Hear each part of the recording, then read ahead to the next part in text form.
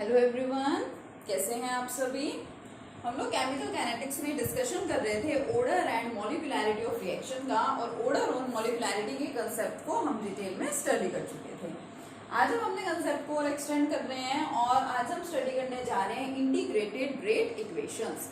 अब ये integrated rate equations होती क्या हैं, उससे पहले मैं आपको बता दूं, अभी तक जिस टाइप की इक्वेशंस हमने स्टडी की थी, जो हमने रेट इक्वेशंस मेंशन की थी, उन रेट इक्वेशंस को क्या बोला जाता है, डिफरेंशियल रेट इक्वेशंस। क्या बोलते हैं उनको, डिफरेंशियल रेट इक्वेशंस बोलते हैं। अब डिफरेंशियल मतलब क्योंकि वो डेरिवेटिव की फॉर्म में हमारे पास प्रेजेंट थी। कैसे, अगर मैं आपको बोलूं कि मेरे पास एक रिएक्टेंट है ए और वो रिएक्टेंट ए कन्वर्ट हो रहा है प्रोडक्ट बी में, इसके लिए आपको रेट एक्सप्लेन करना है इन टर्म्स ऑफ रिएक्टेंट्स और प्रोडक्ट्स, किसी के भी टर्म में आपको एक्सप्लेन करना है। तो आप क्या लिखते थे, रेट इज इक्वल टू, अगर मैं रिएक्टेंट की टर्म्स में लिखूंगी तो रिएक्टेंट की कंसंट्रेशन विद टाइम कंटिन्यूअसली क्या होती है, डिक्रीज होती जाती है, और उसके लिए मैं यहाँ पे क्या लगाऊंगी, negative sign, d change in concentration of A divided by dt, क्योंकि टाइम के साथ रिएक्टेंट ए की कंसंट्रेशन क्या होती जा रही है, चेंज होती जा रही है। Similarly I can write the rate expression for B product also, और ये देखिए जिस फॉर्म में मैंने लिख रखा है, इस फॉर्म को यहाँ पे क्या बोला जाता है, डेरिवेटिव की फॉर्म में प्रेजेंट है। तो अब यहाँ पे इस इक्वेशन को क्या बोला जाएगा कि it is the differential rate equation. तो अभी तक हम इस फॉर्म में स्टडी कर रहे थे, डेरिवेटिव्स की टर्म्स में, डिफरेंशियल रेट इक्वेशन की टर्म में स्टडी कर रहे थे। अब देखिए, अब जो आज हम पढ़ने जा रहे हैं वो इंटीग्रेटेड रेट इक्वेशंस हैं। इंटीग्रेटेड रेट इक्वेशंस को डिफरेंट ऑर्डर्स के लिए हमें यहाँ पे स्टडी करना है। अब मैंने आपको ऑर्डर एक्सप्लेन किया तो आपको पता है कि ऑर्डर कुछ भी हो सकता है, जीरो हो सकता है, नेगेटिव हो सकता है, पॉजिटिव हो सकता है, इवन फ्रैक्शंस में भी हो सकता है। तो हमें डिफरेंट ऑर्डर्स के लिए, रिएक्शन के लिए, जैसे जीरो ऑर्डर के लिए, फर्स्ट ऑर्डर, सेकंड ऑर्डर के लिए हमें क्या करना है, यहाँ पे इंटीग्रेटेड रेट इक्वेशंस को लिखना है। तो सबसे पहले हम यहाँ पे स्टार्ट करने जा रहे हैं integrated rate equations for zero order reaction. तो इसके लिए फर्स्ट ऑफ ऑल हमें ये पता तो हो कि जीरो ऑर्डर रिएक्शन होता क्या है। देखिए, जीरो ऑर्डर रिएक्शन की हम बात कर रहे हैं, ऑर्डर को रिप्रेजेंट किया जाता है एन से। जीरो है, इट मींस एन की वैल्यू यहाँ पे क्या होगी, जीरो होगी। तो जीरो ऑर्डर रिएक्शन का मतलब क्या है, the reactions where the order is zero, order क्या है वहां पे जीरो होगा। उसके अलावा मैं इसको एक और तरीके से भी एक्सप्लेन कर सकती हूँ कि जिसके अंदर जो रेट है वो रिएक्टेंट्स की कंसंट्रेशन पे डिपेंड ही ना करे, उस टाइप के रिएक्शंस को बोला जाता है जीरो ऑर्डर रिएक्शन। कैसे, क्योंकि मैंने देखिए इस टाइप का एक्सप्रेशन भी लिया था, R is directly proportional to concentration, और उसकी पावर क्या है, एन। इसको हटा के मैंने यहाँ पे प्रोपोर्शनैलिटी कांस्टेंट दिया था, which is the rate constant, और कंसंट्रेशन की पावर एन, एन का मतलब ऑर्डर। और अगर मैं बात कर रही हूँ जीरो ऑर्डर रिएक्शन, तो कंसंट्रेशन की पावर क्या हो जाएगी, जीरो। इट मींस जो रेट है यहाँ पे, वो रेट कंसंट्रेशन पे इधर डिपेंड ही नहीं कर रहा है। ठीक है, जो रेट है वो कंसंट्रेशन पे डिपेंड ही नहीं करता। तो इस टाइप के रिएक्शंस क्या होते हैं, जीरो ऑर्डर रिएक्शन। तो हमें जीरो ऑर्डर रिएक्शन के लिए ही क्या करना है, यहाँ पे इंटीग्रेटेड रेट इक्वेशन को मेंशन करना है। ठीक है, तो जब हम बात कर रहे हैं रेट की, ठीक है, जब हम बात कर रहे हैं रेट की, तो हम एक इक्वेशन कंसीडर कर लेते हैं जनरल सी। सपोज मेरे पास आर रिएक्टेंट है and this reactant R is converting into product P. जो आर रिएक्टेंट है वो किसमें कन्वर्ट हो रहा है, वो पी प्रोडक्ट के अंदर कन्वर्ट हो रहा है। अब देखिए, अगर मुझे इसके लिए, क्योंकि सारी बात, सारा खेल यहाँ पे किसका, रेट का है। अब मुझे इसके लिए अगर रेट लिखना है तो मैं क्या लिखूं, रेट को मैं आर से रिप्रेजेंट कर दूं, R is equal to, reactant की टर्म्स में मैं लिख रही हूं तो negative d change in concentration of reactant divided by dt। Time के साथ रिएक्टेंट की कंसंट्रेशन में चेंज मैं यहाँ पे क्या कर रही हूँ, शो कर रही हूँ, लिख सकती हूँ। अभी तक जो हमने स्टडी किया है उसके अकॉर्डिंगली मैं रेट को ऐसे ही तो लिख सकती हूँ। यहाँ मेरे पास एक और मेथड भी है, क्या है, R इज इक्वल टू के, जो मैंने अभी लिख के आपको बताया, रिएक्टेंट की कंसंट्रेशन और उसकी पावर में ऊपर उसके क्या लिखते हैं, जितना ऑर्डर है, जीरो। ठीक है, तो R इज इक्वल टू यहाँ से क्या हो गया के, क्योंकि किसी की भी पावर जीरो का मतलब क्या होता है कि वो क्या होगा, वन होगा। तो वन हो गया यहाँ पे, तो R का मतलब क्या हो गया कि R की वैल्यू की आ गई। अब ये भी R है, ये भी R है, ये इक्वेशन भी रेट को रिप्रेजेंट कर रही है, ये इक्वेशन भी रेट को रिप्रेजेंट कर रही है। तो मैं दोनों को नंबर दे देती हूँ, it is my number one equation and it is my number two.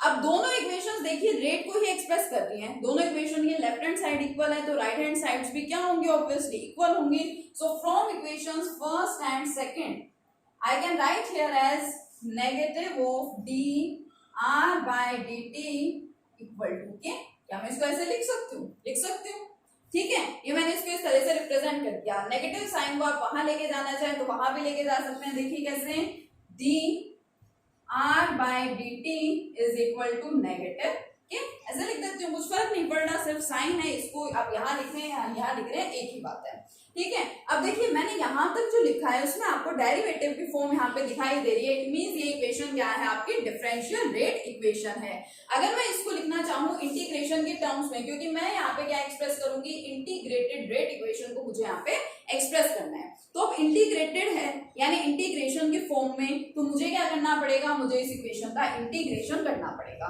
अब इंटीग्रेशन के लिए हमें कंप्लीट मैथमेटिक्स में नहीं घुसना है यहाँ पे, कि अगर आपको सपोज मैथमेटिक्स में इंटीग्रेशन नहीं आता है या बायो के स्टूडेंट्स हैं, आप इंटीग्रेशन के बारे में नहीं जानते हैं, तो आपको वो इंटीग्रेशन सीखने की जरूरत नहीं है, ठीक है। आपको परेशान होने की जरूरत नहीं है। यहाँ पे बहुत छोटे छोटे से हमें यहाँ पे फॉर्मूलाज अप्लाई करने होते हैं इंटीग्रेशन के टर्म्स में। मैं आपको बताती हूँ, बहुत इजी है, आप इजीली उनको समझ लेंगे। तो क्या करते हैं, यहाँ पे इंटीग्रेशन करना है मुझे इस इक्वेशन का, तो इंटीग्रेशन साइन लगा दिया, D R by d T. इसी तरह से इसका भी करूंगी, नेगेटिव साइन मैंने बाहर ले लिया, इंटीग्रेशन ऑफ के, ठीक है। मैंने क्या किया, सिर्फ साइन लगाया है। और जो इंटीग्रेशन और डेरिवेटिव है, ये दोनों क्या है? Both these are opposite of each other. दोनों एक दूसरे को क्या करते हैं? कैंसिल आउट कर देते हैं। ये साइन और ये मींस दोनों एक दूसरे को क्या कर देंगे? कैंसिल आउट कर देंगे। तो यहाँ पे भी यही होगा, इंटीग्रेशन जो है वो डेरिवेटिव को क्या करेगा? कैंसिल आउट कर देगा। लेकिन देखिए जैसे आप डेरिवेटिव किसी के रिस्पेक्ट में करते हैं, कि आप टाइम के रिस्पेक्ट में कर रहे हैं, ठीक है, या मैं जनरल कोई भी वेरिएबल दे दूं कि आप x के रिस्पेक्ट में कर रहे हैं डेरिवेटिव, y के रिस्पेक्ट में कर रहे हैं, एंड सो ऑन। इसी तरह से जो आपका इंटीग्रेशन है वो भी किसी के रिस्पेक्ट में होगा। हम यहाँ टाइम की बात कर रहे हैं, तो टाइम के साथ हम यहाँ पे चेंजेस को स्टडी कर रहे हैं कि कंसंट्रेशन में टाइम के साथ क्या क्या चेंजेस हो रहे हैं। तो इसलिए यहाँ पे इंटीग्रेशन हम कर देते हैं टाइम के रिस्पेक्ट में। तो D R by d T किसके रिस्पेक्ट में कर दूं? टाइम के रिस्पेक्ट में, ठीक है, minus K d T time के रिस्पेक्ट में कर दिया। और अगर आपको इतना भी डिटेल में नहीं जाना है तो मैं और आपको सिंपल सा बता देती हूँ, अगर आपको इतना भी नहीं करना है तो आप क्या कीजिए, आप कंसंट्रेशन वाली टर्म को इसी साइड रहने दीजिए, डी आर, ठीक है। देखिए मैं इसको ऐसे लिख सकती हूँ ना, d R equal to minus K d t, ठीक है, इतना कर लीजिए। अगर आपको ये भी नहीं करना है तो integration of d R equal to negative K, अब के कॉन्स्टेंट है उसको मैंने बाहर लिख लिया, इंटीग्रेशन डीटी। दोनों में से आप किसी भी तरीके से लिख सकते हैं, जैसे आपको इजी लगे, जैसे आप इजीली कर सकते हैं, ठीक है। अब देखिए दोनों कैंसिल आउट करते हैं एक दूसरे को, तो ये तो कैंसिल हो गया। आपको यहाँ कैंसिल करके दिखाना नहीं है, इसको ऐसे ही लिखे रहने देना है। क्या बची? Concentration of R equal to negative K constant है तो वो बाहर आ जाता है, टी। और एक चीज यहाँ पे याद रखिए, जब भी आप इंटीग्रेशन करते हैं, इंटीग्रेशन पूरा हो जाने के बाद आप यहाँ पे लगाते हैं integration constant I. I is integration constant here. I क्या है यहाँ पे? इंटीग्रेशन कांस्टेंट है। जब भी आप किसी का भी इंटीग्रेशन कर रहे हैं और आपका इंटीग्रेशन क्या हो गया, कंप्लीट हो गया, तो फिर आप वहां पे कांस्टेंट लगा देते हैं कि आपका इंटीग्रेशन यहाँ पे पूरा हो गया। तो ये आपने लगा लिया। अब ये मेरे पास फाइनली मुझे इक्वेशन मिली जब मैंने यहाँ इंटीग्रेशन कर दी उसके बाद, ठीक है। अब ये इक्वेशन क्या है? इंटीग्रेटेड रेट इक्वेशन है, क्योंकि मुझे इंटीग्रेशन करने के बाद ये इक्वेशन मिली है, ठीक है। अब देखिए आई है, कांस्टेंट है, कुछ ना कुछ तो इसकी वैल्यू होगी ना, it is integration constant, so obviously it is having some value. अब इस वैल्यू को मुझे क्या करना है? मुझे फाइंड करना है, क्योंकि अगर मुझे इसकी वैल्यू पता चल गई मैं उसको इजीली यहाँ पे पुट अप कर सकती हूँ। अब देखिए जब रिएक्शन स्टार्ट हुआ, यानी at t is equal to 0, बिल्कुल स्टार्टिंग में, जस्ट इनिशियली, t टाइम क्या है? 0 है, उसके ऊपर जो कंसंट्रेशन है, ठीक है, कंसंट्रेशन ऑफ आर, ये भी तो कुछ होगी ना, कि जब मैंने रिएक्शन स्टार्ट किया, सपोज इसकी कंसंट्रेशन क्या थी?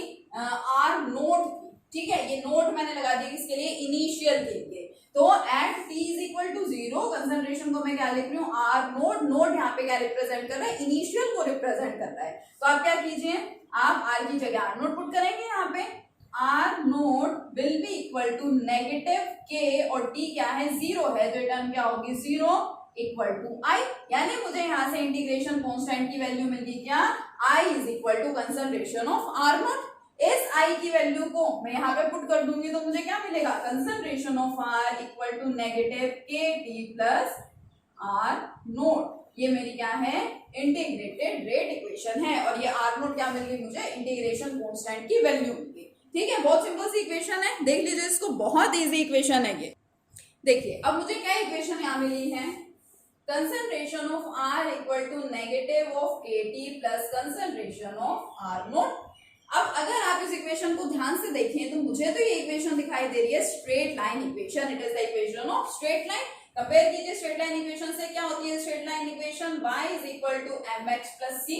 क्या ये इसी टाइप की आपको नहीं दिखाई दे रही है, यहाँ पे x तो क्या है टाइम, x एक्सिस पे मैं क्या ले सकती हूँ, टाइम ले सकती हूँ, y एक्सिस पे रिएक्टेंट की कंसंट्रेशन और उसका ग्राफ प्लॉट कर सकती हूँ। तो ये मुझे दिखाई दे रही है, it is the equation of straight line, और मुझे x और y यहाँ पे पता चल गए, x एक्सिस पे क्या है, y एक्सिस पे क्या है, और अब मैं इसका ग्राफ प्लॉट करूंगी। अच्छे से देखिए, देखिए x एक्सिस पे मैंने क्या ले लिया, टाइम ले लिया, और y एक्सिस पे मैंने ले ली, क्या ले ली, कंसंट्रेशन ऑफ रिएक्टेंट्स। अब देखिए m का मतलब क्या है, स्लोप, m का मतलब क्या होता है, स्लोप होता है, और देखिए स्लोप की वैल्यू क्या है, नेगेटिव में है। अब जिसकी वैल्यू, जहां पे स्लोप की वैल्यू नेगेटिव होती है, इट मींस आपकी वो जो इक्वेशन है स्ट्रेट लाइन इक्वेशन है, तो आपको स्ट्रेट लाइन मिलनी है। लेकिन अगर स्लोप नेगेटिव है, इट मींस वो इक्वेशन आपको कैसे मिलती है, डाउनवर्ड्स मिलती है। तो यहाँ पे आपको कैसी इक्वेशन मिलेगी, सपोज ये इनिशियल कंसंट्रेशन ले रही हूँ मैं यहाँ पे, तो आपको इस टाइप की इक्वेशन मिल जाएगी, बिल्कुल स्ट्रेट बनानी है आपको।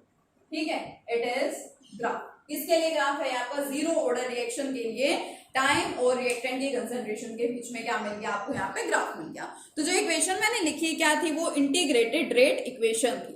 ठीक है, इंटीग्रेटेड रेट इक्वेशन किस तरह से आई, आपने रिएक्टेंट और प्रोडक्ट के लिए कोई भी हाइपोथेटिकल सिंपल सा रिएक्शन यहाँ पे कंसिडर किया, और इस इक्वेशन के लिए मैं रेट क्या एक्सप्लेन कर सकती थी, किस तरह से मैं रेट को डिफाइन कर सकती थी। मैंने दो तरीकों से उस रेट को लिखा था, और उन दोनों को एक दूसरे से कंपेयर किया, और फिर बाद में इंटीग्रेशन करके मैंने उस इक्वेशन को सोल्व किया, और फाइनली मुझे ये इक्वेशन मिल गई थी, इंटीग्रेटेड रेट इक्वेशन। जब भी आप इंटीग्रेशन कर रहे हैं तो ध्यान रखिएगा, लास्ट में आपको इंटीग्रेशन करने के बाद कांस्टेंट भी लगाना है, that is the integration constant. और फाइनली मुझे क्या पता चला कि it is the equation of a straight line, y is equal to mx plus c, here m represents the slope which is negative, so जो लाइन यहाँ पे मिलेगी कैसी मिलेगी, downwards, because slope has negative value. तो ये मैंने क्या कर लिया, जीरो ऑर्डर रिएक्शन के लिए आपका ग्राफ प्लॉट हो गया। ठीक है, इसको स्टडी कीजिए अच्छे से, बहुत सिंपल सा टॉपिक है। Thank you.